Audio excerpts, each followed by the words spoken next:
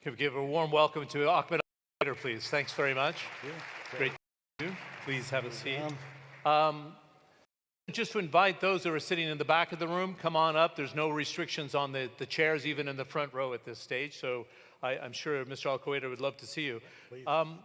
It's a delight to have the President of Technology and Innovation. And for those of us who are involved in technology, and I've had a chance to cover it for 30 years, we often forget about energy access, but you can't have smooth energy access without secure systems, which is absolutely clear. SDG 7 of the UN Development calls for ensuring access to affordable, reliable, sustainable, and modern energy for all.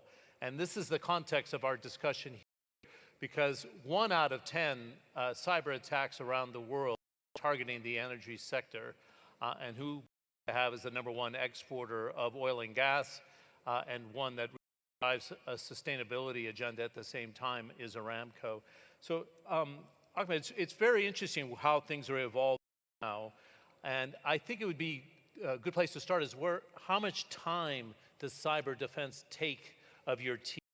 And then if you were going to actually put a number on it, how much does Aramco have to allocate of overall budgets, because the game is changing, layering on AI to that equation? Yeah, so I mean, I think cybersecurity discussions are probably about 10% of our discussion as IT, 10 to 20% of our discussion IT. Nothing that we do doesn't include cybersecurity. When we talk about new hardware, new software, new systems, the first step is the assessment of cybersecurity. So today, every one of our processes for delivering information technology includes a number of key cybersecurity steps. So that would tell you basically that is basically without cybersecurity, it cannot be done. Today, it is an integral part of any IT service we provide. That's the way things have changed, not a layer on top. It is an integral part of the process of development. Good. And how does that get complex with AI, do you think? Because there's two sides to this equation, as you know. Absolutely, yes. Because you're using AI for reservoir management, right? Exactly. And efficiencies, but the other trade-off is vulnerability. Exactly. So, I mean, AI is the great opportunity of the century. We can see, a number of speakers have spoken about the potential impact on economies. It will have, and we are seeing in our industry, a tremendous impact on productivity and on value generation business. You mentioned we have a lot of applications subsurface and on the surface, but it comes with that risk. So in order to reap that reward, reap the benefit from AI, we need to be able to secure that AI. Now, AI have some, I mean, we've seen the impact of AI already on IT business and information technology. Actually, on both sides, we see on the attack side, on the hostile side, we see AI being able to, for example, create more sophisticated, difficult phishing attacks. They're able to do penetration analysis and penetrate utilizing AI. And similarly, on the protection side, we're able to use AI to analyze anomalies and to detect unusual attacks and threats. So there has been both sides of the AI, but that is what I would say the first phase of the risk of AI, and that is basically using AI tools to either attack or defend. The sinister, actually, and the more challenging phase is actually the Trojan horse approach. This is something that I think we all have not yet invested enough in. And so everyone is aware of Trojan code, which is basically implanting hostile code within your system to be able to do penetrate and take control of systems. That's all, I would say, history. What is our biggest fear is going forward is having AI actually much more capability to such Trojan horse attacks. And that, I think, we have not yet invested enough in. Aramco has been addressing this issue. We have established what we call our Eye on AI program. And that means it's an internal program. It's an internal program to identify technology means to detect such behaviors, such, I would say, behaviors from AI itself. And the challenge with AI is even the developers of AI don't understand how it works. We're talking about large language models, we're talking about billions of parameters. So it can be implanted, and implant behaviors into AI almost no one can detect. And open source doesn't save you there, because we're dealing with billions of open source weights, open weights. There's no use because you can't really detect what those weights are actually going to do when given, say, for example, a malicious prompt. A malicious prompt which may set off a whole chain of action. So that is the risk that we have to work on. And I think that this means securing the supply chain of AI. That's where we have to understand how was AI trained, what was it trained on, what was who trained it. All of that knowledge is part of the supply chain of AI, which is a big risk to use of AI, and we have to be able to secure that supply chain and have trust that the models that we're using, even if they're open source, in fact, I would say open source may be a higher risk because it's implanted. So this is the kind of thing we have to, as policymakers and as companies, we have to keep an eye on this. We have to put in place the kind of policies that will address these types of risks. Okay, I think it would be good, if you don't mind, Ahmed, to give people a shot of what the National Cybersecurity Authority does in Saudi Arabia. I don't want to overstate it, but it's like a war room. We often talk about public-private sector collaboration. Yeah. And you have a platform, it's about 10 years old. How does it in action? So the NCA runs basically a clearinghouse for threats to the companies and agencies within the country. Any incident is reported in a standard format, 24 hours a day to NCA, which is then propagated to all of the participating companies and allows us to take action immediately. Very important. Timing is critical because these types of threats can propagate, and the solutions have to be immediately implemented. A patch, whether it's a isolation of the system, actions can be taken to immediately, and we've seen that before. Copycat, not necessarily copycat, but we see in the past domino effect where one company is attacked and several others are attacked by the same attack. This has happened before, and the approach that we are doing today with the government and the public-private is to address those types of issues. If we have an incident in one place, we're able to secure the rest of the industry and the country from those types of attacks. So interesting. Take this to the global model. During the opening ceremony today, I did flag the Operational Technologies platform. Yes. Aramco is an anchor partner of the Institute, the GCF, and you get global collaboration. So I'm going to say they're frenemies, but you compete and you partner with the national energy companies of the world. What's the response you're to this? I think it's been a very positive response, very, very much. The companies on a number of areas very collaborative. I would say safety, we're very collaborative on asset integrity, things that are not, we don't consider them competitive. And cybersecurity is one of those areas. Everyone benefits, nobody loses in that area by learning more from each other. So we share knowledge all the time with our regional as well as international peers of cybersecurity. And we're always looking for forums that allow us to do that sharing of knowledge. So it is definitely an area where we collaborate. Good. You know, there's this amorphous that emerged after COVID is like, how do you secure your supply chain?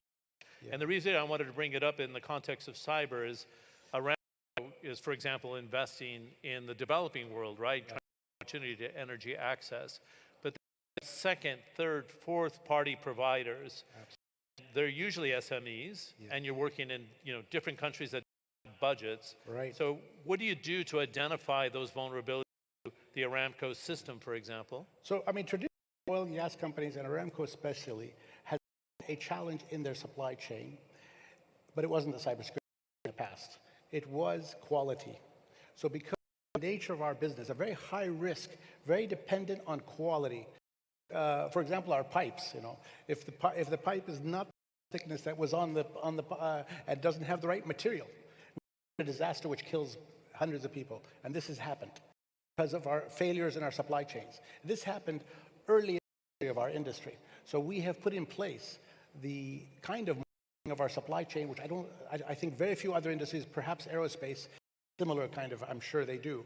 But that kind of practices which monitor our supply chain from the source, from the first factory to the final assembly, is built into our processes. However, it was not addressing security and IT, because IT is seen as, first of all, not as critical for the safety. So therefore, it was not seen as, it was an optional kind of. Today, it is so critical to our safety and our business that we have to apply the same kind of as we've done on securing our supply chains, on transparency in the supply chain, and on building trust in the supply chain. We actually have, in the case of, for example, for safety, we have people in different countries visiting factories, watching the equipment being built and manufactured and making sure that it's to the standard, to the spec. I think we have to do something in the cybersecurity world. As I was saying with AI, we have to have transparency that AI is trained. We have to see the data. We have to have proof that this AI is not a malicious AI. Similarly, I would say on hardware. On hardware, we've seen with the pager bombings, that supply chains of consumer goods have been compromised. Therefore, countries must now take action to ensure that supply chains are secure. That means localization, if you can. If you can localize and do it yourself, I think you have to critical national infrastructure. We are looking at how we localize much of our supply chain for the critical test that is really and has an impact on our business and our security and our safety. I think we have to do something very similar in AI, in software. So you see, for example, sovereign AI, sovereign cloud. There's a good reason for that. You can have transparency, you have some oversight, you have government oversight, which can help. If you can't do that, but if we go local, we know we're not going to be competitive. We need to have global supply chains. So then we have to trust, and government to government have a big role here, because we cannot secure other governments' supply chains. They have to play their part. So I think this government to government trust of supply chains has to be rebuilt. We had this great organization for many, many years. And then a few events in the last years have really destroyed that trust, whether it was SWIFT in the financial sector or the pager or, the GPS spoofing we saw in the Gulf. The Colonial Pipeline. We've lost this supply trust. And I think we have to rebuild it. And that has a serious discussion between governments to government. Okay, can I ask something, not to throw you, at the edge of deeper discussion you're not supposed to be having, but it's state actors that you're very concerned about. And why is that? What are they after in the energy sector you're so concerned in that you have to defend against? We have all seen that, critical national infrastructure is always a target. We've seen that in many places when there is conflicts, geopolitical competition. And so, there's no critical national important and than energy from a critical national. Well, it does rank fourth already.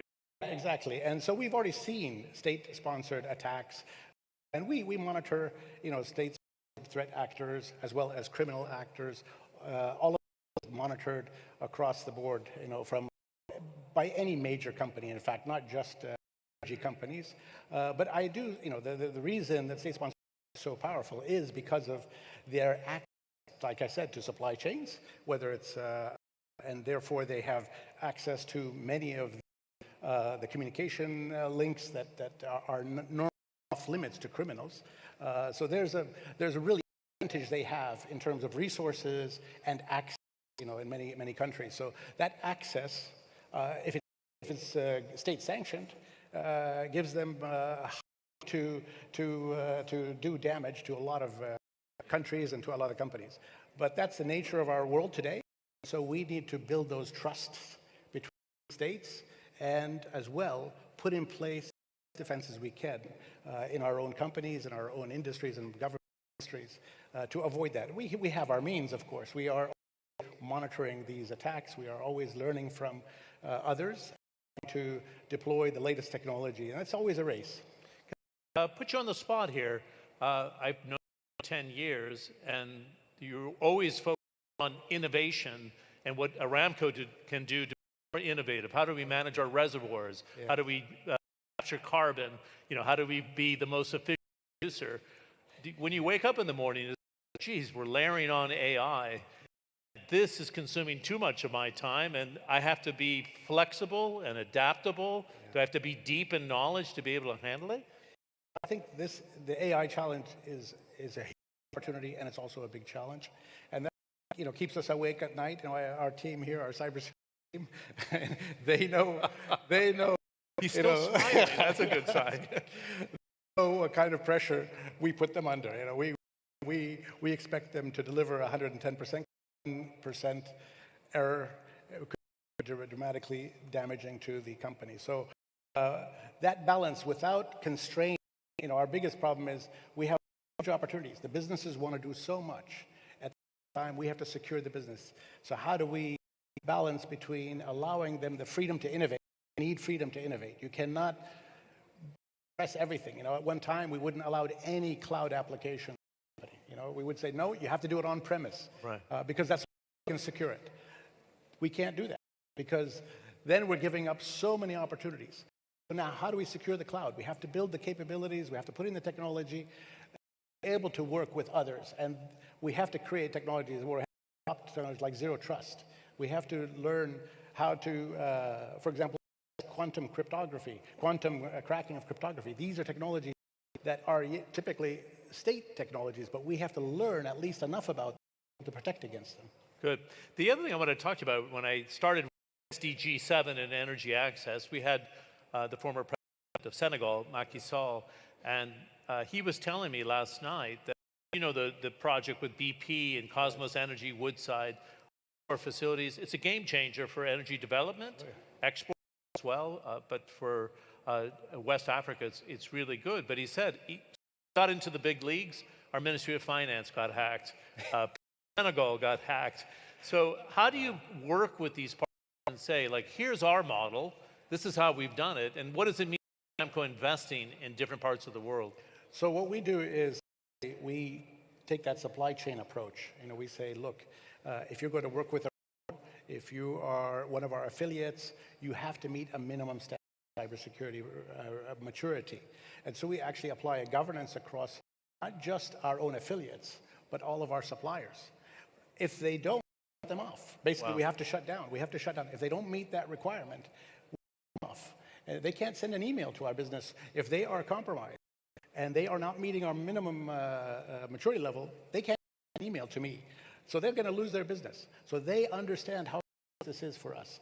And we provide a set of requirements, minimum requirements that every one of our suppliers has to meet in order to be able to supply us. We spend But this could affect FDI if they don't get it right, correct? I mean, You're saying it's mission critical for you to invest. We will not invest. Well, what we normally do, for example, when we do an investment, an acquisition in other countries, we actually incorporate the cost upgrading their cybersecurity in acquisition valuation, because we see it that there is a cost to cybersecurity readiness and security. And so we actually estimate, we do an audit of their cybersecurity maturity as a company. Even if I'm going to acquire the best company in the world, I do an audit of them. I'm going to see how much it's going to cost me to bring speed to be equivalent, or at least to keep me safe in my business. And that is then included in the cost of the valuation of the company when I do that evaluation.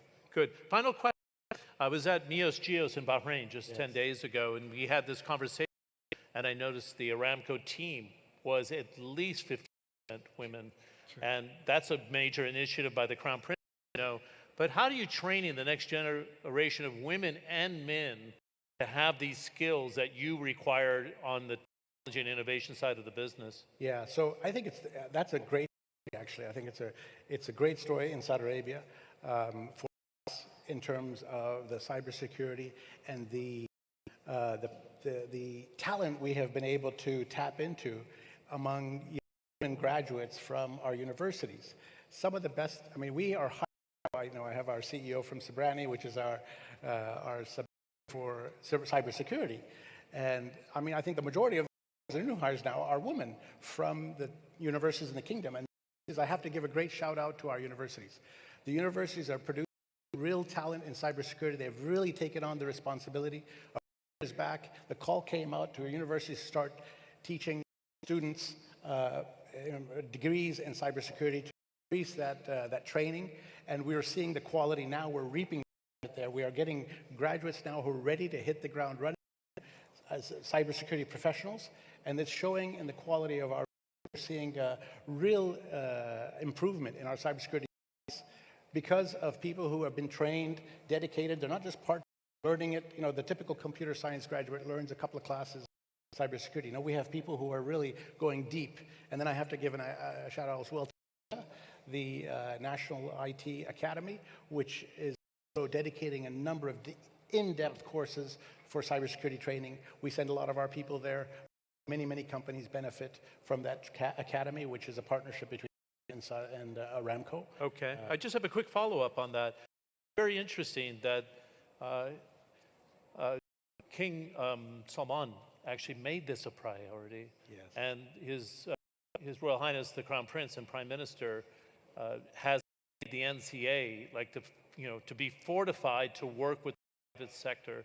So does it take that sort of top-down alert to say that this has to be part of our day-to-day operations? Does that get the private sector engaged with government? Yeah, I think I think where we learned the lesson was back in 2012.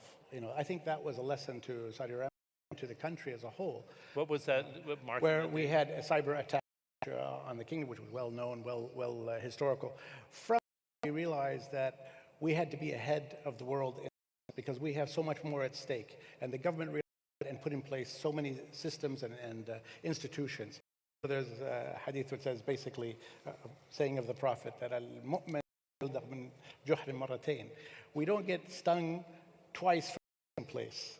Okay, so that is an attitude that we take as Saudis very seriously. We will not allow a weakness that we've learned to remain. We have to build up our strengths. We have to build up our capability.